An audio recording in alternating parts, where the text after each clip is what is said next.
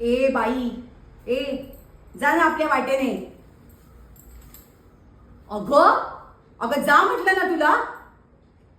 आणि हे बघ, एकदाच सांगून ठेवतीये मी तुला, जर माझ्या माणसांकडे वाकड्या नजरेने बघितलंस ना, जन्माची अद्दल घडवीन तुला.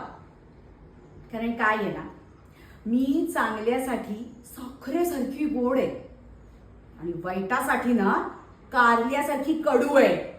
समजलं? आणि काय ग, तुला सांगितलं होतं माझ्या लेकीसाठी जरा चांगली स्थळं आण म्हणून. ही काय स्थळं आणली आहेस तुझ्यासारखी? ए जा जा. अगं तुझ्यासारख्या 56 आल्या मला शहाणपणा शिकवणाऱ्या. आम्हाला ना हलक्यात नाही घ्यायचं. हा अगं, माझ्या श्रुतीसाठी लाख लाख रुपये पगार मिळवणाऱ्या मुलांची स्थळं आली आहेत आतापर्यंत. मी नाही भीक गाठली कुणाला.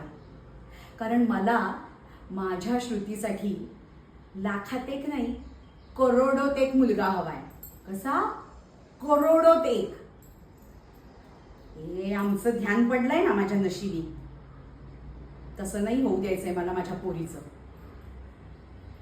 आमचं ध्यान एका इलेक्ट्रॉनिकच्या दुकानावर टिंक्या वाजवत फिरत असते सगळीकडे. काही उपयोग आहे? हा, यांचे किस्से सदैव फाटके. माझ्या श्रुतीला ना चांगल्या अशा भरल्या घरात पाठवते की नाही ते बघच तू. कारण ना भारती प्रधान म्हणतात मला. हा, मी जे ठरवते ना ते मी करते. समजलं? चल जा आता, कामं पडली आहेत मला.